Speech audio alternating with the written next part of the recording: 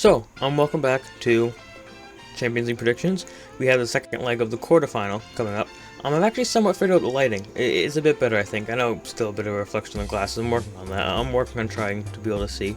But anyway, let's get right into it. So, the first game we have is Bayern PSG. I went with 1-1, 1-1 draw. Not 1-1 to PSG, but 1-1 draw, meaning 4-3 to PSG on aggregate. So, at first I was going to kind of put it down as a 1-0 win to Bayern and have PSG win in extra time, and note that I do have PSG winning nonetheless, because it was a solid performance from PSG in the first leg. There's still some work to be done. Bayern have been putting good results, and they did play well. There were times when PSG were really dominant. There were times when Bayern pulled it back. I do think PSG overall just edged over them in the first leg. So as just terms of the first leg, because I don't just want to talk about form, I want to talk about the actual football as well. It is called football, so it would be good to talk about that. So but speaking of form, completely contradicting what I just said, Bayern have been getting some good results recently themselves, but they have kind of been cancelled a bit by kind of some not so good ones. PSG have just been getting consistent results. Some kind of thrashing, some just solid ones, and they're just going to be able to use that to have a base, then just completely attack the second leg. I think it'll be too much for Bayern. I think PSG are definitely going to advance in aggregate, but I think Bayern is still going to put in a solid performance, so that's why I went with a draw. Even though I said PSG kind of attack it, I think they also know that after losing the final last season, the season's very much a marathon, not a sprint, so I think they're going to get the job done, PSG. So next game we have a Chelsea-Porto, maybe a more straightforward one. I went with 1-0 Chelsea, 3-0 on aggregate. So Chelsea have been solid recently.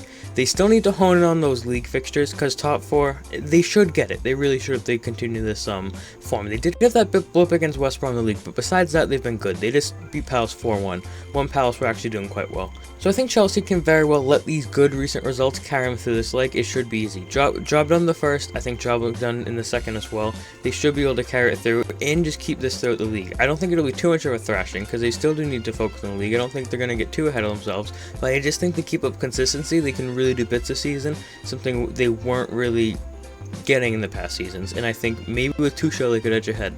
So next game we have Liverpool versus Real Madrid. So for Real in the first leg 3-1, so for Liverpool to go through and to win 2-0, and that's exactly what's going to happen. It's happening.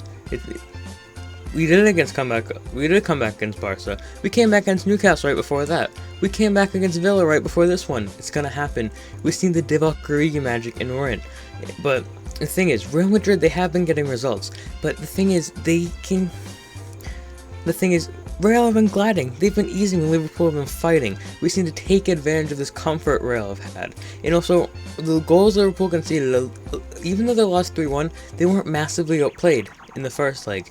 They just need to buckle down, not make the silly mistakes that they made in the first leg. They just need to show this attacking thing that got them through the Villa game, that has been getting them through these solid results, and cement their good form back in place. This will be a massive statement if they're to pull this one off. In the final game, it wasn't going to be a long video, only 4 games. It's Man City Dortmund. I have 1-0 to Man City, 3-0 in aggregate. So 3-1 in aggregate, because the first game was 2-1. So City have still been flying the league. Sure, they had the winning streak a few months ago, and that has been snapped, and they did just lose to Leeds, and they lost to United a few weeks ago, but they've been flying. So, however, so I did say they've been flying, but it's lost to Leeds. And after that I do think City are going to edge ahead, but I think if you want to get into the specifics of the physical match itself, so this should see out the tie because of it, but if you want to get into the specifics, you have to hone it down on how they have been in their recent games. And there has been that bit of sloppiness, which you haven't really been seeing earlier. So overall, I don't think it's going to affect it, but the thing is, I think Dortmund can take advantage of that. They're really going to have to fight for this one, because they might not necessarily qualify to the league next year. So Champions League is going to be a big priority if they want Haaland to stay. Haaland is a beast in the Champions League, so I think it's something Dortmund can take advantage of and bring it to a close game. That's why I do it as a thrashing, especially Dortmund being at home. Maybe they can pull something off and shock them. I just can't really see that happening. It is still a very tall order for Dortmund to have a comeback here, so I just don't think it's going to happen. This haven't been good enough form-wise, but they have been very inventive in the first leg, and if they are to catch, if this sloppy form for City does exist, if Dortmund are to catch advantage of that, and they have the players like Jude Bellingham, Jadon Sancho, Erling Haaland, very exciting players that can create a lot. Even the players like Marco Reus that stepped up in the other leg, I think they can bring it to a close game. I just can't really see him seeing it out. Yeah, that makes sense, right? So I have 1-0 City, 3-1 aggregate. So yeah, again, it wasn't gonna be a very long video. I hope you enjoyed. Let me know your predictions down in the comments. And yeah, that's really it.